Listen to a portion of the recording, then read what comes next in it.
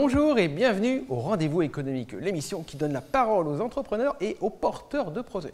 Nous sommes aujourd'hui chez Linkia à Nantes et l'émission est réalisée sur le thème « Le défi du recrutement ». Comment augmenter l'attractivité de son entreprise? Et pour en savoir un peu plus, j'ai le plaisir d'accueillir Alexandre Godard, notre monsieur cinéma d'entreprise. Bonjour Alexandre. Jean-Philippe. Donc aujourd'hui, le défi du recrutement, comment augmenter l'attractivité de son entreprise et quel lien vas-tu faire avec un film, donc un film de cinéma dont tu vas nous parler? Alors, un film ou 3 films, puisqu'il s'agit en fait d'une... Les 7 mercenaires. Voilà, les 7 mercenaires. 7 films alors.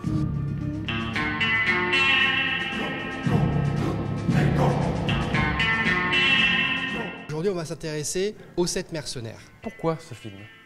Pourquoi ces films? Parce que nous sommes dans un cas de figure un peu particulier, où dans l'Ouest sauvage, une population est prise en otage par un parrain local, un gangster, et pour se défendre de ce gangster, les villageois décident de se cotiser pour aller engager.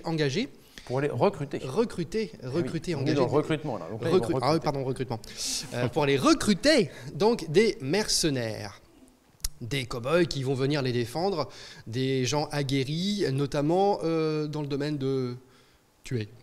Donc j'imagine qu'ils sont passés par Pôle emploi, bien entendu, et les réseaux sociaux pour passer une annonce. Absolument, oui. Ouais. Ils sont passés leur entretien auprès des villageois qui n'ont donc pas grand-chose pour eux.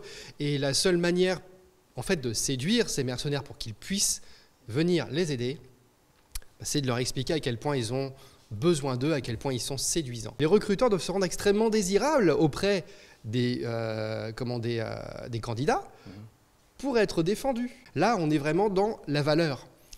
Il faut attirer les gens à venir chez vous. Et les villageois, ils montrent qu'ils sont pauvres, qu'ils donnent tout ce qu'ils ont, pas grand-chose, qu'ils sont de bonne volonté.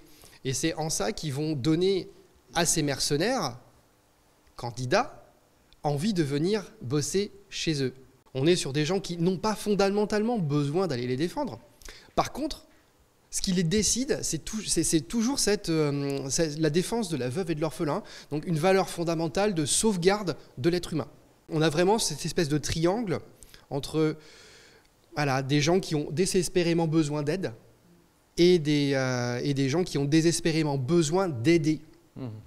Et aujourd'hui, la relation, elle est peut-être un peu à mettre en parallèle à ce niveau-là. Et c'est exactement ce qui se passe dans les 7 mercenaires, parce qu'on a véritablement des gens des mercenaires qui iront jusqu'à donner leur vie pour défendre la cause des villageois, donc de l'entreprise.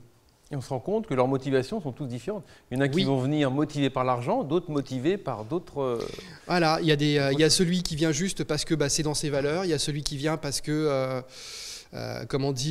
il suit et au final il trouve la paix ou l'absolution dans ce qu'il fait. Il y a celui qui vient exclusivement pour l'argent et qui finit par repartir sans rien parce que il s'est rendu compte que l'action était plus importante que l'argent même. Finalement, ils sont tous fédérés par ces valeurs qui sont dégagées par les villageois.